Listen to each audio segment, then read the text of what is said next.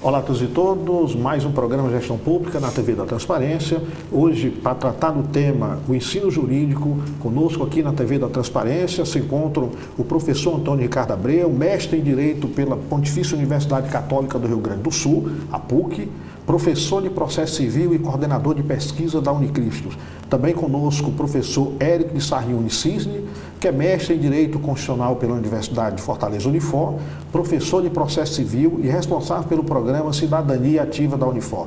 Professores, é com imenso prazer que a gente recebe para esse tema, né, porque a gente precisa fazer uma discussão sobre uma profissão extremamente essencial para a organização e funcionamento da sociedade civil, né, e ao mesmo tempo temos aí um conjunto de instituições, né, que, lamentavelmente, não colocam, né, os profissionais com a qualidade que essa profissão merece, né? É bom a gente, né, inclusive, já aqui, minha provocação com vocês, não se faz justiça sem a presença do profissional de direito, né? É algo extremamente importante. E aí eu, agradecendo já a participação de vocês, trago aqui para o professor Antônio, aqui para as palavras iniciais, sobre o ensino jurídico, né? Hoje o ensino jurídico tem desafios aí que, na sua visão, a gente ainda tem muito o que caminhar, ainda precisa de muitos acertos. Olá, obrigado pelo convite, Clésio, é um prazer estar aqui. Professor Érico, já fomos colegas de trabalho, muito bom estar aqui e falar de um tema que é extremamente importante e atual e uma realidade que a gente vive, com essa massificação do ensino, quantidade enorme de faculdades. Certas vezes o ensino pode ser prejudicado, então a gente precisa ser levado muito a sério o ensino, a responsabilidade das instituições, o compromisso do aluno, porque eu sempre digo que a pedagogia ela fala algo que é refutável, conhecimento não se transmite, se constrói, então o aluno tem que ser um participador desse conhecimento, senão esse crescimento não ocorre, então instituição e aluno precisam trabalhar junto para a gente ter esse ensino de qualidade. Perfeito. Os professores, tanto o Antônio como o professor Érico, têm aqui a particularidade de atuar em sala de aula, trabalhar com os alunos em atividades de extensão e também são profissionais que atuam no mercado, né? Então nós não poderíamos ter aqui, né, assim, dois professores mais habilitados para tratar desse tema, né? Professor Érico, é para nós uma grande satisfação ter aqui a sua presença. Olá, Clécio, um prazer estar aqui com você, prazer estar aqui com o Antônio Ricardo, também meu amigo. E o ensino jurídico hoje ele é fundamental e a cada tempo precisa ser aprimorado. Perceba que o Poder Judiciário é o único que exige que o profissional, para compor aquele poder, seja um profissional formado em direito. O Executivo Legislativo, qualquer formação, qualquer curso, a pessoa se candidata, ou até às vezes nem necessário, mas ele se candidata, o povo elege, tudo bem. Mas e o Judiciário, que é o terceiro poder, a força que ele tem? Normalmente quem dá a palavra final precisa ser alguém formado em direito. Então, nos anos que nós estamos caminhando, e aí o avanço da tecnologia vem a contribuir e às vezes talvez dificultar ou atrapalhar, ou então, assim, ainda precisa ser encaixado para que a gente tenha um ensino jurídico, na verdade, a cada tempo melhorado, né, aperfeiçoado, porque não só o mercado, né, não vamos falar de mercado exige um bom advogado e tal, mas as pessoas precisam de profissionais capacitados. É claro que o médico, o engenheiro, todos eles. Mas como nós estamos falando do direito, eu preciso ter advogados bem capacitados e éticos, juízes bem capacitados e éticos e aí as demais profissões. Então o ensino jurídico é algo assim muito, muito relevante, por isso faz parte, na verdade, da história do Brasil e a gente tem que aperfeiçoar.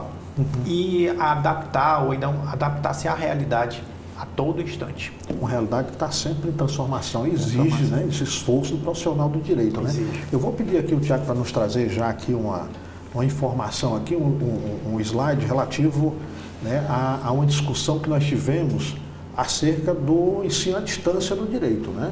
E o curso de Direito ficou entre as graduações que ficou, né, proibida de ser totalmente, né, porque tem uma parte aí que é possível, né, um percentual, mas o que nós temos é que o MEC hoje proíbe, né, a educação à distância em Direito e mais 4 graduações. Eu pedi aqui o Tiago para projetar também para os nossos ouvintes, né, e nós temos aqui o fato de que, né, como determinação já aí para regulamentação, que normalmente tem um tempo, né, para se adaptar, que os cursos vinham acontecendo, nós temos aí as graduações de medicina, direito, odontologia, enfermagem e psicologia. Interessante a gente observar aí que das ciências sociais ficou o direito, né, fora desse pacote. As demais são, né, relacionadas aí à área de saúde, né? Deverão ser ofertadas exclusivamente no formato presencial, né? Esse fato aí já nos traz aí uma responsabilidade, né? Mostra que a gente está falando de um curso que tem uma responsabilidade muito grande, né? Eu normalmente costumo aqui, né, trazer o direito para próximo da área de saúde na seguinte perspectiva, né? A saúde cuida da vida das pessoas, né, no seu orgânico, e o direito é a saúde social, porque o indivíduo, por erro jurídico, pode, né, ser excluído de forma errada da sociedade, né? Pode ter aí um prejuízo no órgão importantíssimo, né, que é o bolso, né? Às vezes, né, pode ser aí a sua economia de uma vida, né, que um erro jurídico pode, né, ocasionar aí uma perda disso tudo. Então é de fato, né, uma profissão que ela tem que ser distinguida, né, e aí isso traz também responsabilidade, né? Queria aí a opinião de vocês, né, porque a gente tem lá a Associação Brasileira Mantenedora do Ensino Superior avaliou como positiva a publicação do decreto, portanto ainda, né, está naquela fase ainda de regulamentação do mercado de graduação online, também colaborou para o surgimento de cursos de nota baixíssima na avaliação do MEC, né? Então aí corrige, né, esse erro, né? E aí a opinião de vocês, a medida é acertada? Eu entendo que sim, tanto é o tempo que foi tratado desse assunto do EAD, a OAB também combateu muito esse ensino à distância, porque a gente tem que entender, assim como a medicina que lida com a saúde das pessoas, o direito lida com a saúde social, com aquele aspecto social. Se a gente for para os diferentes ramos do direito, o penal lida com a liberdade da pessoa. Se a gente for para a área civil, a gente lida com o patrimônio das pessoas, como você diz e como a gente brinca, né? Às vezes dói mais o bolso do que a carne, porque a pessoa hoje precisa dessas condições financeiras para viver. Então não dá para ser um profissional que faz tudo à distância. A prática, a evolução do conhecimento, a aplicação, o direito não é uma ciência como 2 e 2 é 4 na matemática. Na realidade é uma ciência que se adapta. A nossa legislação ela é uma legislação às vezes aberta e ela precisa ser interpretada. E essa discussão da interpretação, ela vem na sala de aula, ela vem no presencial, na instigação, porque o EAD, qual é o problema, na minha opinião? É que é uma aula que está gravada. Eu posso travar uma discussão, mas eu vou travar por chat, posteriormente, e não é aquele momento que você está desenvolvendo. E se a gente for para o lado prático, Soreri, que lembra, é a realidade, não se aprende de outra maneira a não ser fazendo. Eu brinco com os alunos, né? Um grande jogador de futebol, depois que ele aprende a técnica, ele vai para casa descansar ou ele volta todos os dias para treinar? O direito também, para você peticionar, para você fazer as ações, escrever bem, você precisa praticar. Então precisa dessa realidade de todos os dias estar exercendo. Por isso que eu concordo com esse entendimento aí. Perfeito. Pessoal, é a medida acertada, né? O direito ser distinguido entre as ciências sociais como aquela em que o ensino não pode ser à distância, tem que ser presencial? Sim, eu acredito também que sim. Por quê? Porque o direito, o profissional do direito, e é claro, muitas outras profissões, ele necessariamente vai ter o contato com uma outra pessoa, um ser humano. Querendo ou não, eu posso ter algumas outras profissões em que a pessoa fica ali no seu escritório, no seu laboratório, não sei. E nunca se relacione com o seu cliente, ou nunca vá para uma reunião. Pode acontecer isso, a reunião ser online.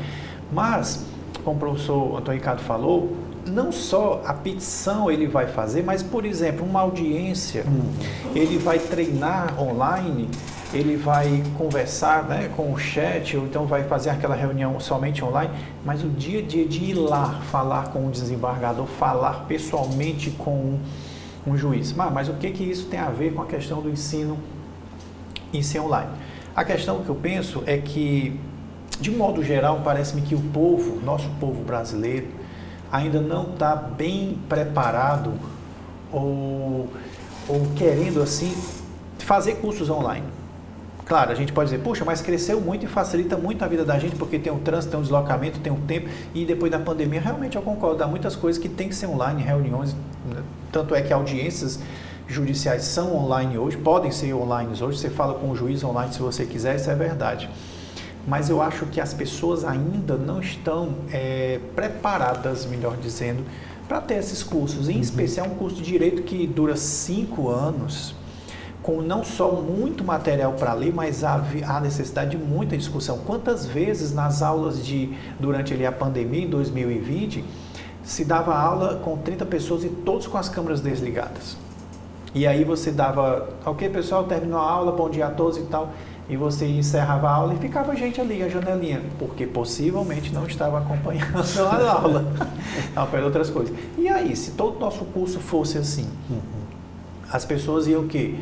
Iam ler, fazer as provas online talvez, ou ir fazer a prova, ninguém sabe se iam fazer a IA, ia via IA, e ele ia se formar, ia ser um bacharel em Direito. Claro que a OAB poderia, na prova, ele cair, mas ele ia ser um bacharel em Direito. Então, olha como é que a instituição ia ficar nisso, de uma avaliação. E mais ainda, o mundo lá fora, o cliente, a pessoa lá fora. Ora, se a diretriz do MEC diz que o nosso curso de Direito tem que ter um viés humanístico, então o formado, né, o egresso, ele tem que ter uma formação humanística, como ele fazer isso apenas atrás da tela? Como ele vai praticar uma extensão? Como ele vai ver realidades que amanhã ele, quando for juiz, ele vai julgar, vai ver o processozinho ali, online, né, virtual ali, ver a petição, ver fotos, mas ele não está sensível à realidade daquela pessoa que traz uma ação. Então, eu vejo que hoje as pessoas não estão ainda preparadas, ou melhor, com responsabilidade de fazer um curso sério online. Estou generalizando, mas é óbvio que não são todos, claro. E a gente ter cursos em online, eu creio que é um certo perigo de um modo geral. E ainda bem que o Direito ficou fora disso. Tem uma questão que eu queria colocar para vocês, né? Há uma tendência, né, que a gente percebe de o profissional do direito ele trabalhar muito com a mediação. Né? Não necessariamente a gente vai ter ele ser o mediador, né? Mas aquele que promove acordos, né? Parece que a gente está deixando aquela ideia do advogado beligerante, né? Aquele que é para briga, né? A gente tem muito mais esse advogado que negocia. Talvez seja eu olhando aqui para a fala de vocês, ouvindo e né, percebendo aí assim que é esse advogado que em relação a isso, casualmente eu e o professor Érico fizemos juntos o curso de mediador e conciliador. Nós dois, além de professores, além de advogados, a gente tem o curso de mediação e conciliação do CNJ. E é algo que agrega muito. Então, muitas vezes o conflito ele pode tentar ser resolvido extrajudicialmente. Então, para isso você precisa, é outra habilidade que o profissional do direito precisa ter. Eu não posso ser só um advogado litigante, um juiz que só julga, um promotor que só acusa. Eu preciso ser um promotor que saiba conciliar para resolucionar o conflito, um juiz que veja a possibilidade de solucionar o conflito e um advogado que veja que muitas vezes a solução do conflito ela pode se resolver sem a necessidade do processo. Mas tem que ter essa consciência, essa formação que as instituições, a Unifor eu sei que tem, a Cristos tem, a gente tem cursos tem disciplinas de mediação e arbitragem para preparar os nossos alunos para essa realidade do profissional que hoje ele tem que olhar um conflito e pensar, eu posso abrir uma conversa para solucionar? E aí vou te dizer um pouco de ponto de vista prático sem entrar na discussão e sem entrar em nomes. Eu às vezes encontro essa dificuldade. Às vezes eu pego um cliente, eu tento contato com um colega para ver se há possibilidade de a gente abrir uma negociação, às vezes nem resposta eu tenho, porque às vezes falta muito essa cultura, é algo que a gente precisa trabalhar, porque é um meio de solucionar o conflito e esse profissional ele precisa saber atuar. E aí, bem como o professor Eric disse, mediação e arbitragem, para você ser mediador e conciliador, você não precisa ser advogado. Você tem que ter essa habilidade. E essa habilidade é só com prática, simulando mediações, vendo conflitos reais para solucionar. Eric, eu acho que a gente fez o quê? De 60 a 120 audiências de mediação e conciliação para a nossa formação. A gente tinha que assistir, outras a gente auxiliava e outras a gente fazia. Tudo na prática para ter essa experiência. Isso não dá para fazer em EAD. O Eric estava falando, né, da questão desse humanismo, né? Foi isso que me chamou a atenção, né? Na fala do Eric aqui, quando isso aparece, eu digo, bom, mas também tem essa tendência, né? Muito e aí é algo que para aprender essa habilidade, né? Introjetar e colocar em prática pelo virtual é bem mais complicado, né? Porque aí entra tudo aquilo de né, observar a postura, né, saber trabalhar e trazer para, né, para uma aproximação com o outro, quebrar arestas, né? E outra coisa, Clécio, hoje a juventude que eu falo de adolescentes e o jovem, que são os nossos alunos, eles ainda estão sofrendo ainda muito com a questão da ansiedade e depressão. Então é muito comum, creio que o Antônio também veio muito isso, muito comum alunos que às vezes se afastam ou têm dificuldades para acompanhar a aula devido a isso, ansiedade e depressão. Então assim, não sei se ainda é uma coisa resquício ainda lá da pandemia, não sei, mas existe isso. Então imagine esses alunos ainda em casa acompanhando as aulas. E repito, como ele vai acompanhar? Ele está só logado ali, deitado, dormindo, ou se distraindo, né? Então tem isso. Agora, ele dentro de uma sala de aula, ele convivendo, ele vai ter essa percepção. E o Antônio falou uma experiência muito interessante que eu também faço, olha como nós somos da mesma escola mesmo, de receber uma causa, opa, é um processo andando, vou ligar para o advogado da outra parte. E eu informo ao meu cliente que é muito melhor, de diversos aspectos, porque o nosso judiciário, infelizmente, abarrotado, ele é lento. Então, vamos acelerar com um acordo. Mas a gente encontra advogados mais resistentes, que nem o telefone dá para a gente. Não retorna. Não retorna. E aí a gente fica assim, aí a gente faz o quê? Juiz, marca uma audiência aí para conversar com outras partes. Aí vai levar um bom tempo, de uma forma mais acelerada e tal. Então, o ensino EAD ele tem esse detalhe, ele não vai, talvez, assim, estou generalizando, proporcionar uma questão, uma formação humanística, e ele se forma e vai para o mercado de trabalho, mas de repente ele tem que ir ao tribunal, ao fórum, falar com o juiz. Mas ele talvez nunca tenha tido a experiência de sentar à mesa em uma audiência e saber como conversar com as pessoas em uma audiência, conversar com o colega, tirar aquela estigma de que o colega advogado ele é um inimigo, ele está ali para defender os seus direitos, os direitos dele, você também, tranquilo, é colega e acabou-se. Então, ele realmente é preocupante esse ensino à distância de um modo geral. Facilitaria no sentido de talvez mais barato, talvez muitas pessoas pudessem fazer um curso desse online, mais distante dos polos, mas ele tem que se preocupar com a formação dele. Como é que ele vai ser como profissional? Né? Eu vou trazer uma questão aqui que né, é bem polêmica, essa discussão não para nunca, que é a questão do exame da ordem. Certo? Eu vou pedir aqui o Tiago para nos trazer o slide 2. Né? Eu trouxe, inclusive, né, a opinião ali de dois juristas. Né? Ali a gente tem o Ives Gandra, né, que é jurista, professor emérito da Universidade Mackenzie, né, membro da Academia Brasileira de Filosofia, que ele coloca que né, a liberdade de opção profissional pressupõe a evidência, qualificação, razão pela qual deve ser compatível com a habilidade profissional, saúde e direitos dos cidadãos, são questões tão relevantes, né, que não podem ser cuidadas por profissionais inabilitados. Né? Então, ele defende aí que o exame é aquilo que vai certificar essa habilidade para um exercício concreto e real da profissão. Já o professor Marcelo Figueiredo, né, que é professor titular da PUC, seu colega, né, ali presidente da Associação Brasileira Constitucionalistas Democratas, e ele coloca que a aprovação no exame aplicado pela Ordem dos Advogados do Brasil como condição para que o bacharel possa se inscrever em seus quadros e exercer a advocacia é uma exigência legítima e razoável, devendo permanecer no ordenamento jurídico por ser uma medida necessária e fundamental à sociedade brasileira. E aí eu trago essa questão para vocês. É uma discussão que não para, né? Sempre depois de uma prova, principalmente quando ela é um pouco mais ranhenta, né? Que exige mais, aí essa discussão vem a público, né? Ocupa aí as universidades fora dela, né? É uma discussão que vem, né, para a mídia comercial. Sim. E aí deixa aqui para vocês aí também explanarem. É importante, não é importante, devemos manter, tem falhas no exame? Eu entendo que é importante. Eu estou falando como alguém que fez exame de ordem, então seria muito fácil se eu fosse daqueles advogados um pouco mais antigos, que só formavam e pegavam a carteira. Não, eu também me submeti ao exame de ordem por todas as fases que passa. E eu acho que é importante, porque como a gente começou lá no início, eu lido com liberdade, eu lido com situações financeiras da pessoa, e Isso a gente pode ver, não vou nem levar para a universidade, eu vou levar para o ensino fundamental e médio. Você pode ter uma aprovação sem ter uma preparação. Então, prova é momento, né?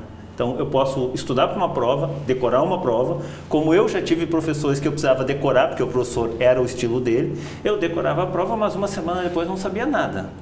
Então, eu preciso ter uma formação, eu preciso agregar conhecimento para ir para uma área em que eu vou lidar com a vida das pessoas, sob todos os aspectos. Então, esse profissional, ele tem que mostrar que está habilitado. E o exame faz esse teste.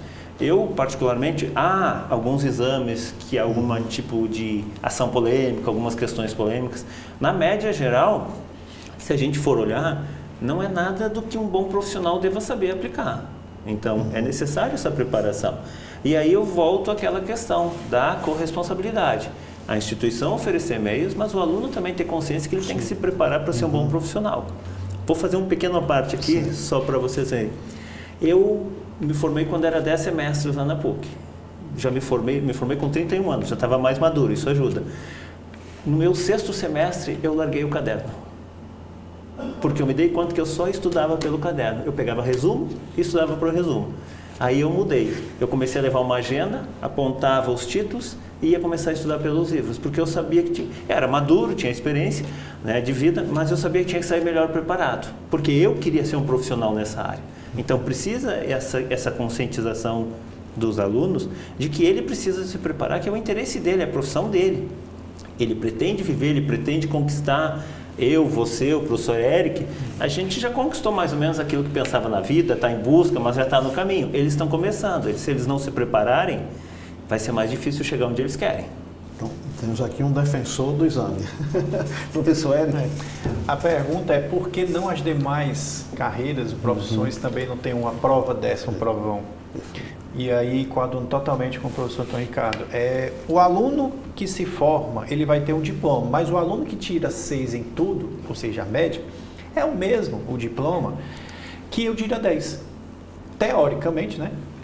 O estudo e o nível de intelectualidade do que tira 10 seria maior. Mas aí nós temos uma complexidade. Tem os alunos que copiam, tem os alunos que pescam, tem os alunos que tiram da IA e de repente ele tira nota. Mas, repito, o que vai ter é o conhecimento dele. Então, a OAB como provão vai dizer, peraí, então, beleza, você passou 5 anos lá, vamos ver realmente como é que você está. E aí a pergunta, como eu disse, será que as outras carreiras não seriam necessárias? E outra coisa, por que há, por acaso, um nível tão alto de reprovação da OAB? Né? Por que 30% dos que fazem a prova, cadê esses outros 70%? Como é que foi o curso desses 70%, por exemplo? Ora, a gente estuda direito penal lá para o 1º e 2º semestre. Então, 4 anos se passam, a nossa mente às vezes vira, a pessoa se apaixona mais por um tributário, por um civil, e aí o penal esquece. Mas mais tarde, embora ele talvez não vá advogar no penal, ele precisa ter um conhecimento básico. Aí é claro, como o Antônio Ricardo falou, começo a carreira, eu sou advogado. Às vezes quem me leva a trabalhar numa área específica é a clientela que eu tenho, mas você tem que ter uma noção geral. Exato. Você não pode ser especializado você pode não ser especializado em tudo, mas você tem uma noção geral. Então, e a filosofia, por exemplo, e a sociologia que são cobrados também, é algo tratado lá no início do curso. E parece que o aluno, às vezes muito jovem, ele acha que não é desnecessário, para que eu estou perdendo tempo? Mas são disciplinas que permeiam em nosso curso há anos, talvez décadas. E quando a gente está no mercado de trabalho, e aí eu estou falando do juiz, do promotor, do advogado, de certa forma a gente usa e ajuda. Então, quantas decisões judiciais a gente vê baseadas em alguma coisa filosófica ou sociológica? Precisa sim. Pois é, você falando e eu me lembrando que eu vi essa semana na fala do juiz, o maranhense, é o atual, está no Supremo, no STF,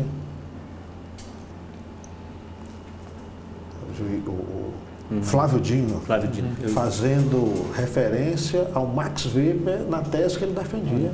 Né? No julgamento. Discutindo a questão do monopólio da força e tal, né? E baseou todo o voto dele na sociologia, né? Então, a necessidade, sim. Você está colocando, né?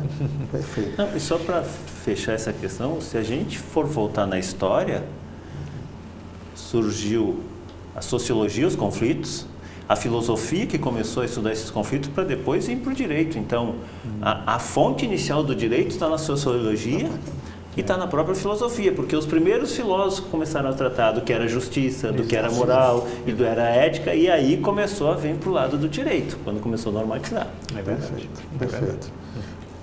Vamos continuar aqui com algumas polêmicas, tá? Então, eu vou pedir aqui o nosso colega Tiago para trazer aqui o slide 3, né, que eu queria ver aqui com vocês, também, né, novamente aqui, trazendo aqui essa fonte aqui é do professor Alexandre, né, Mariá, que é presidente da Comissão de Advogados Corporativos do Paraná, da OAB Paraná. Ele nos coloca o seguinte, né, sobre os desafios hoje postos, né, para as faculdades e os profissionais de direito que essas faculdades formam, né. Ao ingressar na faculdade de Direito, muitos imaginam uma trajetória de concursos públicos. Quando o estudante imagina algo sobre advocacia, pensa apenas em elaboração de teses jurídicas, petições e rotinas em tribunais. Porém, ao se formar, a realidade se mostra muito mais ampla. O profissional pode seguir pela advocacia tradicional, em escritórios, ou trilhar o caminho corporativo, atuando dentro das empresas. Cada escolha traz seus desafios e um perfil de atuação bastante distinto. Portanto, uma carreira de sucesso no mercado jurídico, seja em departamento jurídico ou escritório, pertence a quem consegue unir conhecimento técnico, visão estratégica e capacidade de se reinventar. Eu achei aqui essa fala, né, do nosso colega ali, o Alexandre, professor Alexandre, bem interessante, porque esse é o mundo de hoje, né? O mundo que não dá mais para parar de estudar, né? Tem que se reinventar, buscar novas estratégias. E ele coloca, né, o profissional do direito é um gestor, né? Da forma como ele põe ali, tem que ter visão estratégica, né? Elaborar aí um caminho a percorrer, inclusive numa tese, uma defesa, né? Às vezes, né, uma decisão, é melhor um acordo, né? Ou é melhor uma briga, né?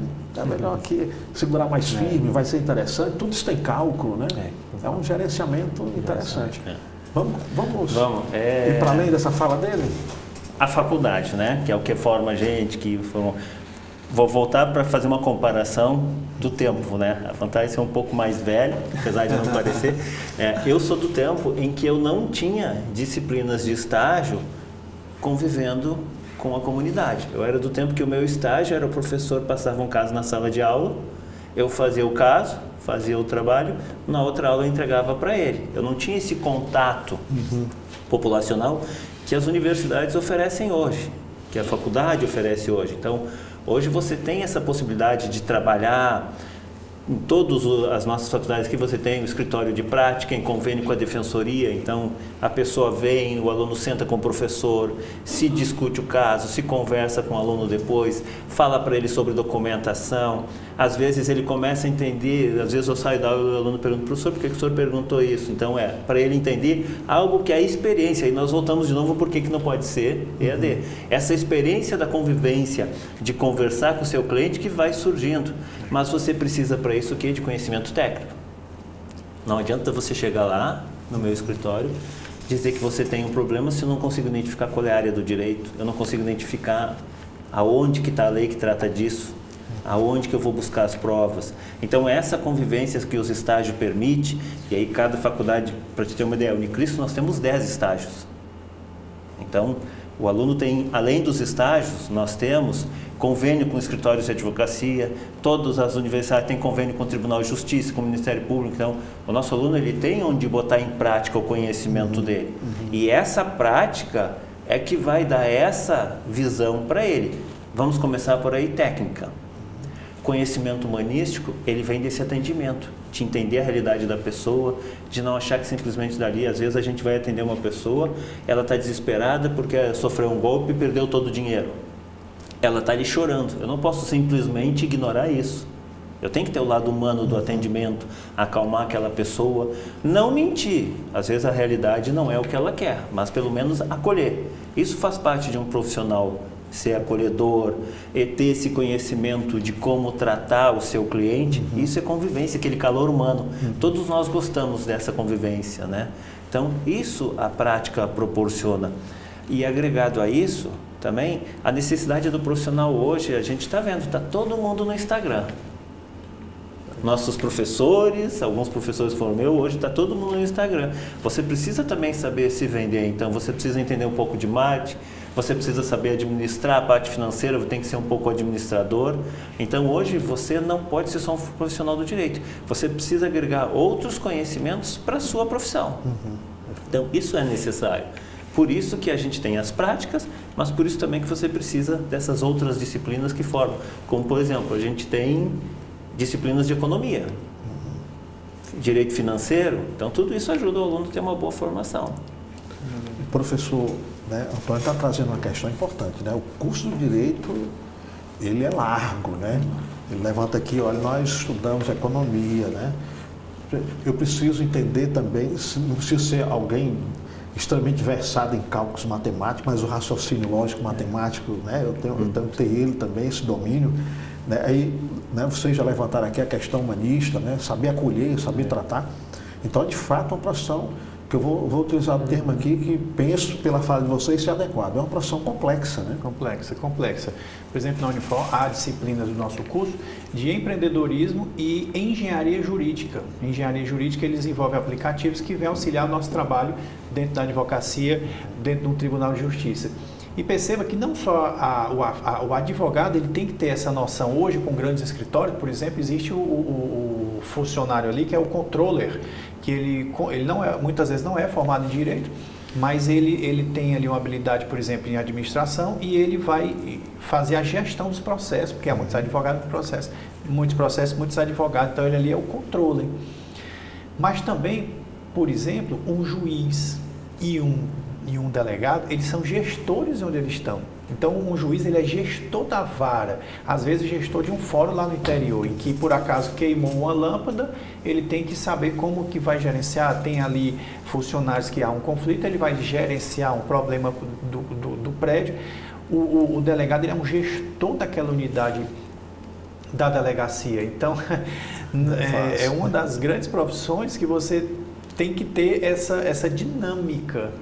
E com um detalhe, aí o professor Antônio Ricardo falou da questão do Instagram e tem um grande detalhe. A advocacia, para fazer o marketing, ela é muito restrita. O nosso código de ética não permite qualquer coisa. Eu não posso colocar um outdoor no meu escritório. Eu não posso colocar, de repente, uma propaganda grande no meu carro, uma caixa de som. Eu não posso fazer essas coisas. Né? Mas outros profissionais podem. O médico pode colocar um grande outdoor e fazer a chamada dele. Engraçado, nos Estados Unidos, o que se vê? A gente vê outdoors de advogados.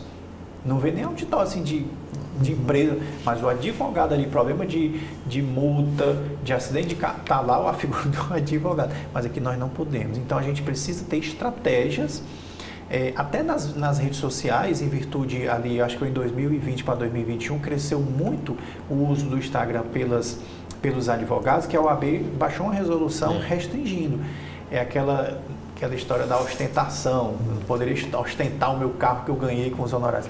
Mas hoje a gente vai para ensinar, trazer dicas de direito. Então, realmente, o advogado ou o jurista, de um modo geral, ele é complexo. Veja que nós estamos falando que para fazer uma decisão e às vezes uma peça judicial, jurídica precisa ter noções um pouco de filosofia, de sociologia, aí eu entro na economia, mas ao mesmo tempo, na hora que eu for cuidar do meu escritório, eu preciso de administração, de gestão, de empreendedorismo, de um pouco pensar numa visão assim, de inovação, e inclusive a tecnologia.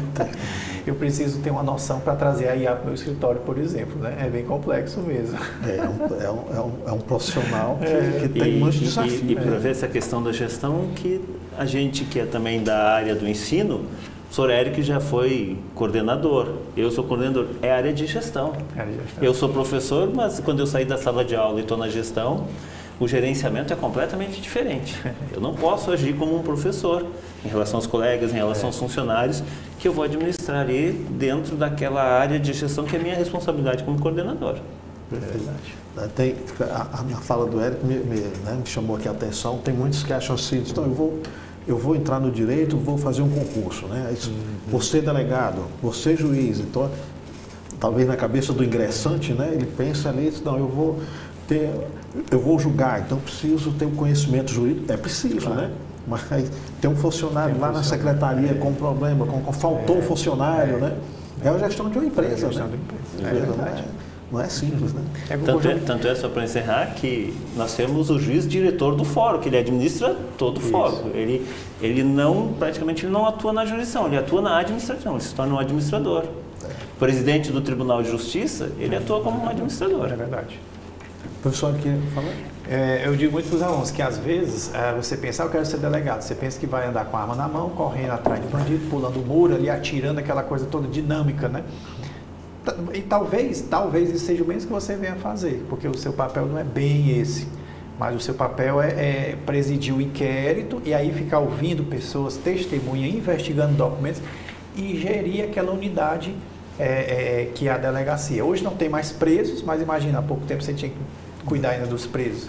Mas você vai ter pessoas que vão atender, a questão de todo o ambiente é bem complexo mesmo, as viaturas, é bem complexo. Até as viaturas, né? E não só isso, ele não tem uma autonomia plena, porque às vezes ele tem demandas do MP, demandas do juiz, para ele como delegado cumprir em razão do processo que está, do inquérito que está tramitando, ou informações processuais. Está dentro de uma rede. Dentro de uma rede. Não é ali um espaço totalmente autônomo. Que eu tenho autonomia e pronto.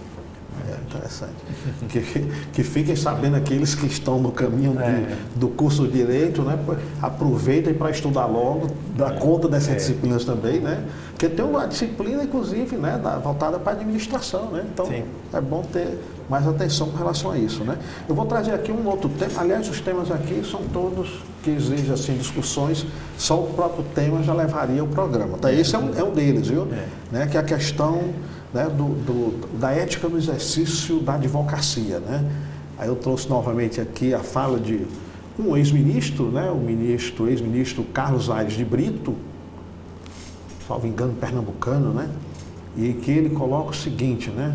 A ética é uma beleza interior que se manifesta nas ações justas e corretas, especialmente no exercício do direito. E o uruguaio Eduardo Juan, ele nos traz que teu dever é lutar pelo direito, mas se um dia encontrares o direito em conflito com a justiça, luta pela justiça. Então, assim, tem um desafio posto aí, né, para o profissional do direito. Não se faz, né, não se realiza o direito sem ser ele tripartite, né? Tem sempre a presença, né, do advogado fazendo a defesa, ou das partes representadas com o juiz, né? Então há né, no exercício da profissão, automaticamente, né, é necessário que ele seja bem feito para a prática da justiça, né? Agora, jogar com as regras do jogo, né? Isso aí também é extremamente importante, né? Não ser desleal, né, na disputa com o colega, trazendo, né, eu acho aí que recursos, né, que muitas vezes, né, pode até ganhar causa, né?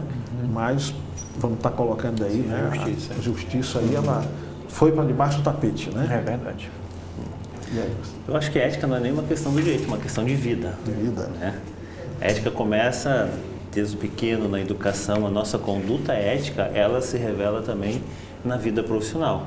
Mas nós voltamos lá no nosso início, quando eu estou lidando com a vida das pessoas, quando eu estou lidando com o interesse das pessoas, então aí essa ética tem que ser maior. E essa ética também é combatida pelo Poder Judiciário hoje, junto com a OAB através das suas comissões, quando tem as denúncias para investigar o advogado. E aí eu só vou fazer um pequeno à parte, que como tudo que é profissão e como tudo que o direito garante, precisa ser investigado. Qualquer área que você é acusado, não é, ele é culpado. O julgamento popular é muito rápido, mas o julgamento ético, aí nós vamos entrar na ética, é a pessoa ter o direito de se defender. Né? Então, mas você tem Conselho Nacional de Justiça cobrando dos juízes uma celeridade, criando estrutura. Nós temos agora a litigância predatória, que isso vai muito para o advogado, aquele advogado que está fazendo massificações de ações sem nenhum fundamento. Então, eu preciso ter essa ética que de eu chegar no escritório e for te atender, Clésio, e você diz assim, olha, eu quero esse direito. Eu diz assim, a lei não te ampara esse direito. Não, mas eu quero tentar. Você vai tentar algo que não dá. Então, você precisa, porque às vezes eu vou perder o cliente, Será que eu não vou ganhar o cliente sendo sincero com ele também? Sendo ético? Então, às vezes, você tem que chegar e dizer, olha, a pessoa não tem direito. É por mais difícil. E aí você tem os advogados populares que eu chamo, que são aquelas pessoas que não estudaram, ouvem falar, ouvem discurso de outro, aí acha que sabe, diz, não, mas eu ouvi dizer que você tem esse direito. Aí quando vai para um técnico e explica, parece que a pessoa tem dúvida, acredita mais no popular do que você, porque não é o que ela quer ouvir. E ser ético, às vezes, é falar o que a pessoa não quer ouvir. Mas essa conduta tem que pautar, porque é o seu nome. Eu aprendi com o meu professor de Direito Civil, o professor Martinelli. Ele disse assim, Ricardo, cuida muito quando tu for trabalhar, porque eu sou Antônio Ricardo, ele me chamava de Ricardo. Cuida muito da tua maneira de atuar, que se tu atenderes 10 clientes e fizer um bom trabalho, é tua obrigação, porque eles estão pagando. Eles não vão falar nada para ti, porque é tua obrigação. Mas se tu atenderes um e errar com um, ele vai falar para todo mundo que tu é um advogado que não presta. Eu nunca esqueci desse ensinamento dele. Então, é isso. Basta aí um atendimento fora da ética para toda destruir uma carreira, todo, exatamente, de trabalho. Verdade. Professor Eric. Imagine como o advogado, ele, eu acho que até está diminuindo, mas foi muito alvo de piadas, no sentido de ladrão, vixe, o advogado vai tomar, dava certo medo. Por outro lado, é interessante que hoje, se a pessoa chegar, eu sou advogado, é um nome de peso, é um título de peso. Vou chamar meu advogado. Primeira coisa que acontece, problema numa loja, problema num acidente de um carro, vou chamar meu advogado. Então, querendo ou não, é meio que intimida. E aí a nossa responsabilidade como advogados de mantermos um padrão ético em virtude de inúmeros cursos que há em Fortaleza, no estado do Ceará e no Brasil, você tem uma demanda grande de advogados. Ao mesmo tempo, não é que a pessoa, e o Antônio Ricardo foi muito sensível nisso, não é que há advogados antiéticos, na verdade há pessoas que não têm, às vezes são amorais, não têm ética, que aí remete a uma questão da família, como dizer assim, política é tudo corrupto. Não, existem pessoas que talvez já fossem ou estavam propensas e estão com a oportunidade. O advogado, ele trabalha com vidas, ele trabalha com dinheiro também, ele pode... O cliente dele ganhou uma causa, recebeu um dinheiro e o advogado pode vir ali sacar o dinheiro e realmente acontece a pessoa, né, de tirar aquele dinheiro para si. Mas ao mesmo tempo é interessante que a OAB, o nosso código de ética, que já tem algumas décadas, muito forte e passa por atualizações, como esse exemplo da propaganda em redes sociais, para que sejamos uma classe com ética, visto bem pela sociedade. Não ter mais aquela fama do advogado ladrão, o advogado pegou o dinheiro. Não, então a OAB realmente ela tem um conselho, ela tem um tribunal de ética dentro das seccionais da OAB e ela tem um código de ética, que é uma lei bem assim rigorosa mesmo. Repito, a pessoa não pode fazer qualquer tipo de propaganda. Para se ter uma ideia, para os nossos telespectadores, o advogado que for pego em constante embriaguez pode ser até expulso da OAB. Então, o advogado que ele se torna por acaso um alcoólatra e sempre, todos os dias ali o advogado, né, alcoólatra e tal, a OAB vai chegar junto. Eu não sei se em qualquer outro conselho de classe tem uma punição semelhante. Então, a nossa conduta, se eu como advogado, por exemplo, como pessoa, estou no mercantil, faço uma balbúrdia, faço uma confusão, sei lá, se eu agrido alguém de alguma forma, eu posso ser censurado, posso ser suspenso, quem sabe até expulso da OAB, olha aí, a minha vida acabar. Porque o advogado, ele é o elo entre a pessoa e a justiça. Então, como foi falado, muitas vezes, até se definir o que é justiça, às vezes é difícil, e é verdade. Mas muito feliz essa frase aí do Eduardo Conturi, porque entre direito, que é a lei, vamos pensar assim, que é a lei, que é a ciência, mas a justiça, que é óbvio que engloba a lei, mas é princípios maiores, vai pela justiça. E aí é uma decisão super difícil, eu creio, do magistrado. E o advogado, ele precisa estar muito... ele precisa estar muito aberto a isso, de sair da legalidade, entre aspas, né? Ou seja, não é o que no código, naquela lei está explicado esse artigo, mas vamos subir um pouquinho para os princípios, aí onde entra a questão da justiça. O que está em jogo? O que está em jogo nisso? Um exemplo aqui para a gente, para eu terminar minha fala, o exemplo, por exemplo, do benefício do LOAS. A lei diz que a renda per capita da casa é um quarto salário mínimo, dá uns 300 e poucos reais. Aí tem jurisprudência que aumenta um pouquinho para 500 e pouco, mas tem casos que pode chegar a mais. Mas a lei, friamente, o direito, está escrito que é um quarto que é 350 e pouco. Mas aí a justiça, não estou falando de justiça como poder judiciário, estou falando de princípios, vai alcançar e dizer o seguinte, depende de cada caso. E aí o advogado precisa estar atento, porque eu chego em um caso desse, não, isso aqui não tem. Aí você precisa ter o que? A técnica, a humanidade e a justiça. E aí, como o Antônio falou, ao mesmo tempo a gente precisa agir eticamente com o nosso cliente, porque não é só um nome meu, mas é a advocacia, são todos colegas. Então, se eu agir errado, vão dizer, puxa, o advogado Eric é horrível, roubou meu dinheiro. Aí vão encontrar com o Antônio Ricardo, mas o advogado também, ele é igual ao outro e tal, e aí pronto. Né? Então, a advocacia, ela precisa ser protegida mesmo, porque está cuidando de vidas. É como o médico, o médico tal faz coisas erradas, não vou nem dele.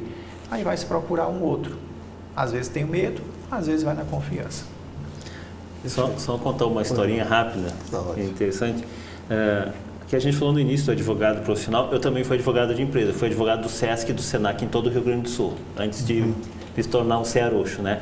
E eu me lembro que num dos atendimentos, eu como assessor jurídico do SESC, eu não permiti que o SESC celebrasse um contrato com uma empresa, porque tinha uma irregularidade no contrato social dele.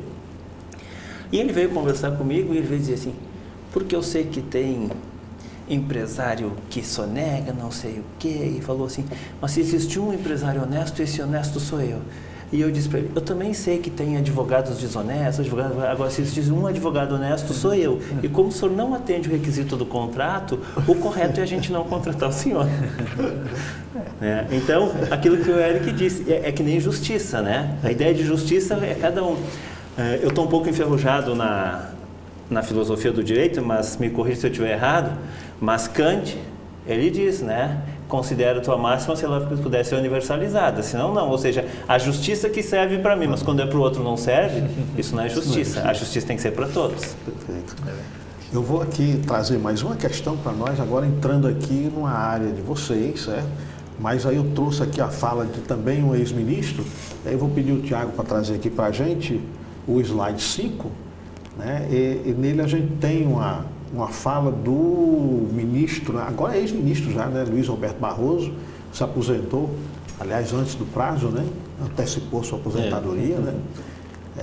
Enfrentou duras batalhas, né? Recentes, então saiu meio cansado aí dessas lutas todas, né? E o ministro nos diz o seguinte, né? Sobre a questão da formação do profissional do direito. Ele nos traz aqui a fala de que as atividades extracurriculares são fundamentais para a formação do jurista, pois permitem o desenvolvimento de competências práticas, senso crítico e compromisso social. O direito não se aprende apenas nos livros, mas também na vivência cotidiana da realidade jurídica. Olhando agora, lendo novamente essa frase do ministro, eu vi que vocês já fizeram essa fala que ele está fazendo agora, certo? E aí, ele também é professor, né? Além de advogado, é professor. Então, não é estranho que nessa conversa toda de vocês aqui já tenha trazido quase todos os pontos ali que ele resumiu. Mas eu pediria aqui para vocês discorrerem sobre essas práticas extracurriculares. Só fazer uma explicação para o nosso público entender que as disciplinas de estágio, elas são curriculares. Então, eu fazer as minhas cadeiras de estágio na faculdade não é extracurricular. Extra é aquilo que está fora do meu currículo, porque o aluno, quando ele ingressa, ele tem o currículo. Todo semestre tem aquelas disciplinas obrigatórias e optativas que ele tem que cursar. Então, aquilo faz parte do currículo da formação dele. Extracurricular é aquilo que está fora. Aí vai entrar as atividades de extensão, que o MEC agora vai começar a exigir mais das universidades, das faculdades, que são atividades fora da sala de aula, pode estar vinculada a uma disciplina, mas tem que ter um cunho social. Por exemplo, eu dentro da minha disciplina de estágio, que eu tenho convênio com a Defensoria, o senhor Eric, na disciplina de estágio ali, que tem convênio com a Defensoria, que é uma das disciplinas do nosso currículo, aquele atendimento não é extensão, porque aquilo está dentro da disciplina. A extensão é o que você vai fazer, chegar mais perto da comunidade, como por exemplo, a Cristos tinha o escritório de direitos humanos, que o pessoal ia lá para o bairro Serve Luz, trabalhava com o pessoal, questões sociais, questões humanas, questões de direito. O professor Eric provavelmente vai falar agora de cidadania ativa, que conheço também, que é trazer o direito e o estudante do direito para fora da sala de aula e para fora daquelas cadeiras obrigatórias. E aí no extracurricular pode entrar estágios que não são partes do currículo. Então, por exemplo, eu vou estagiar num escritório. Não faz parte do meu currículo. O meu currículo é o estágio dentro da universidade. Então, isso é extracurricular. Fazer um estágio no escritório, fazer um estágio na Defensoria Pública, fazer um estágio no Ministério Público, fazer um estágio no Tribunal de Justiça. E isso ajuda a complementar, a ter essa visão prática que o aluno precisa. E essas atividades de extensão envolvendo a comunidade, a sociedade, é justamente para a gente ter mais esse caráter social e humano. Do aluno entender também que a construção dele como pessoa, também ele tem que olhar para o lado humano das pessoas. Não que não tenha, porque na disciplina, por exemplo, de estágio, né, Eric, quando a gente atende, no início do semestre a gente fala para o aluno, olha, a gente vai ter um assistido, mas isso também é um trabalho social. Se a pessoa não tem como pagar um advogado, está vindo aqui, a gente tem que atender ela com o mesmo carinho e dedicação como a gente gostaria de ser atendido. Mas existe e é necessário, sim, o aluno buscar formações, as atividades complementares que as faculdades prevêem, o aluno pode fazer vários cursos fora e trazer como horas de atividade complementar, que é uma exigência também. Mas essa é a capacidade, algumas a gente oferece e outras ele pode buscar dentro do permitido, justamente para agregar esse conhecimento multidisciplinar e mais humanístico. Perfeito. Pessoal, fique à vontade, mas eu pediria aí na sua fala, né, você fazer referência também aos alunos, né, com os quais você trabalha nessas atividades e, quer dizer, são alunos que se diferenciam profissionalmente, posteriormente, têm aí digamos assim, um aproveitamento mais eficaz daquilo que a universidade oferece? Certamente. Especificamente no curso de Direito, a diretriz curricular é aquele normativo do MEC que diz como é que o curso tem que ser. Ele já previa, eu vou dizer porque que eu estou falando do passado, que deveria ter uma formação, que o egresso tem que ter uma formação humanística com consensualidade, ou seja, formado em forma consensual, de responsabilidade social e ambiental também. E quando foi em 2018, se não estiver enganado, veio uma outra diretriz para todos os cursos de ensino superior, para que 10% dos cursos, de carga horária dos cursos, né? 10% da carga horária dos cursos, fosse de atividades extracurriculares, que são palestras, aliás, orientações, palestras que os alunos fossem fazer. E é engraçado que eu estava raciocinando, será que isso não é porque a pessoa, o ser humano hoje, parece que ele está muito mais egoísta, muito centralizado em si, a gente precisa ser mais humano, né? Talvez há décadas atrás, as pessoas até que, né, cuidavam um do outro, se preocupavam, aí parece que houve um momento que as pessoas ficaram mais retraídas. O que quer dizer com isso? Eu vou para a minha aula, 5 anos posso ir para o meu curso, entro na sala, faço as provas, sou um estudioso, sou um cara bom e tal, termino, vou fazer o AB e tal, posso me entregar no escritório, posso me trancar no gabinete, mas aí volta aquele ponto que nós estávamos falando, da questão humana. Então, não, vamos trazer isso para que o nosso formado, nosso egresso, ele tenha essa visão humana. Se por acaso a família não deu, a vida não deu, enquanto profissional, nós, do curso de Direito, nós vamos fazer. E repito que isso é de todos os cursos, não é só do Direito. Dessa obrigatoriedade, 10% da carga horária ter atividade de extensão. Ora, Direito tributário, parece-me que é muito números, parece que é muito lei, é muito informações, em que então eu preciso aprender aquelas regras, aquelas leis para eu ganhar dinheiro, ok, para advogar em cima, ok. Mas será que não tem alguma noção do direito ambiental, do direito tributário que eu poderia levar a uma escola de criança, adolescente, do jovem, de uma pessoa adulta, de uma pessoa adulta, uma pessoa idosa? Será que não tem nada que você aprendeu? Será que eu chego para eles e explico? Você está pagando tributo, está pagando uma taxa, está pagando imposto. Será que eu não posso esclarecer? E aí o aluno vai, aí eu vou responder a sua pergunta, o aluno vai, imagina um aluno às vezes de primeiro semestre, às vezes 16 anos, 17, 18 anos, que talvez nunca tenha entrado numa escola pública, não sabe da realidade, ou ele vai a uma comunidade um pouco mais carente, nunca talvez tenha frequentado aquela realidade. E ele chega lá e ele fala de um direito ambiental, de um direito de propriedade, qualquer coisa que é importante para aquele público e que com certeza vai mudar a vida daquele público se eles quiserem. Então, por exemplo, lá na Unifor, nós temos no curso de Direito o Programa Cidadania Ativa.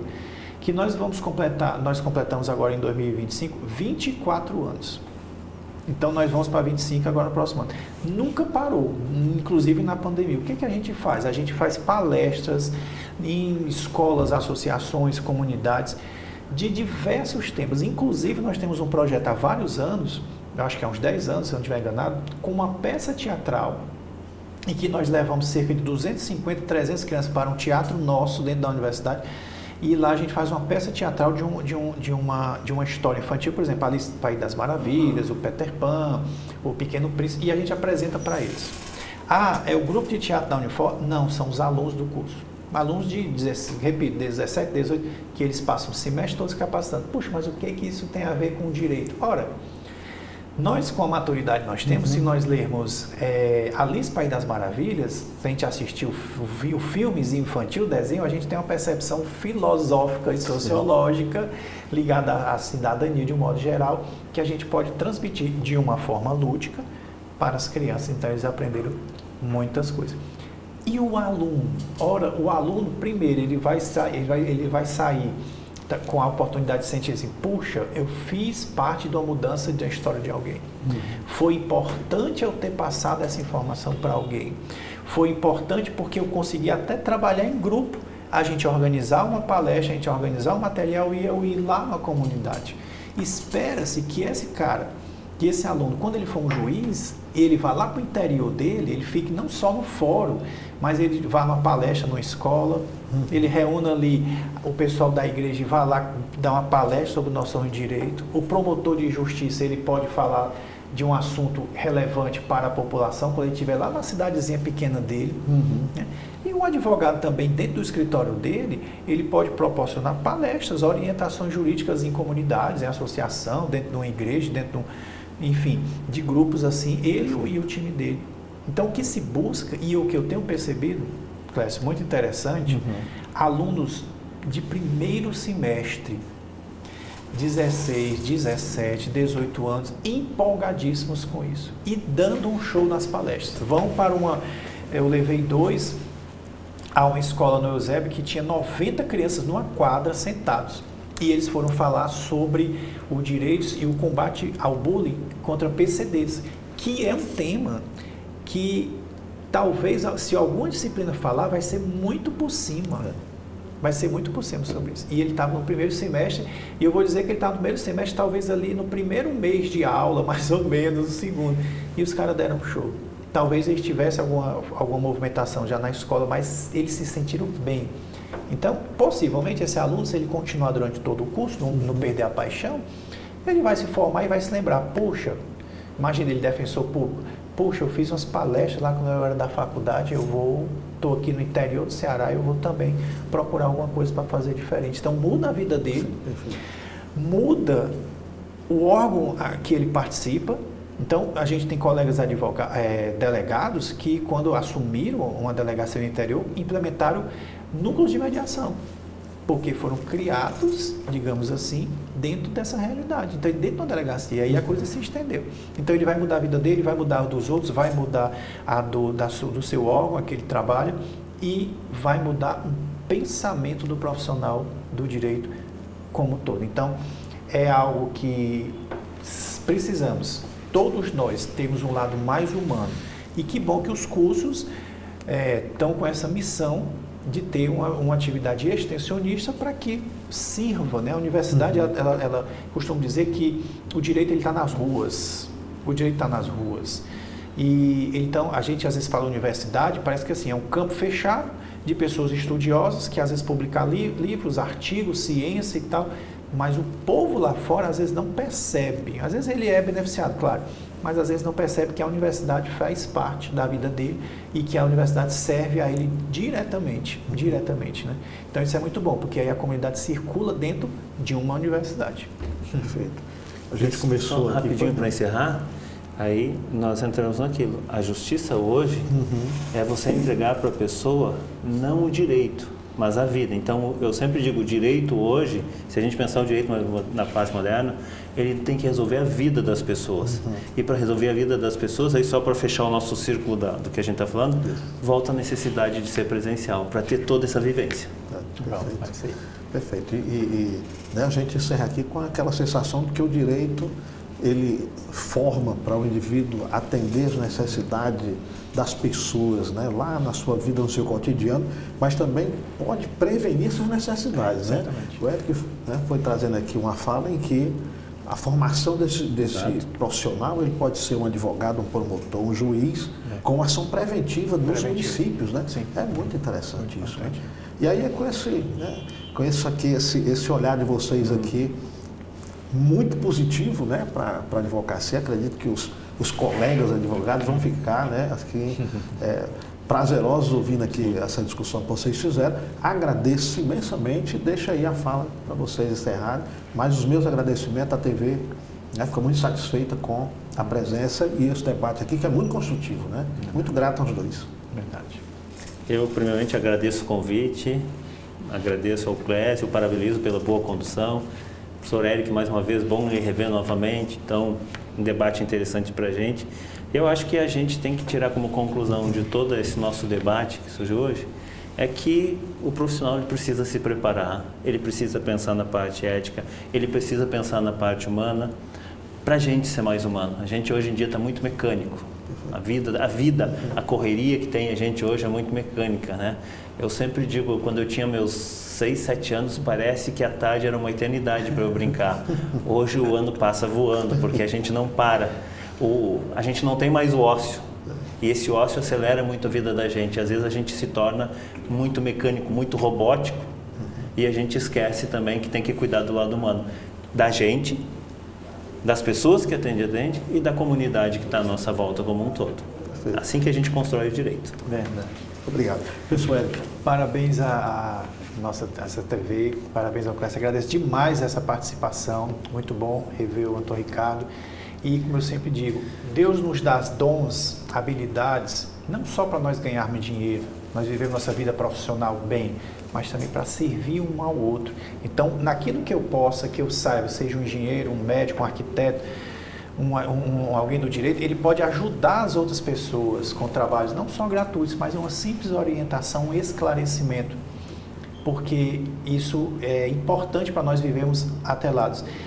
E o profissional do direito, eu tenho certeza que todo mundo, um dia, vai perguntar ou já perguntou uma dúvida para alguém do direito. Seja um advogado, alguém estudando direito. Eu brinco muito com os alunos. Olha, você é do primeiro semestre, já disseram assim, você está com o curso de direito, se eu tirar uma dúvida, você não é do primeiro semestre, mas já deve saber.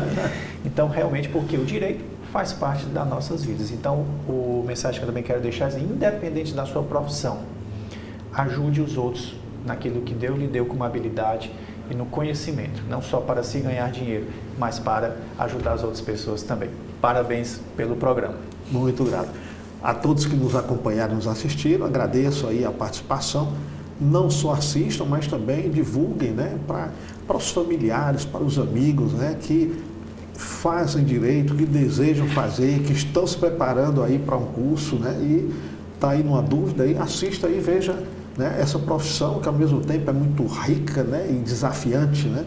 Então, grato a todos e grato a você que nos assistiu até então.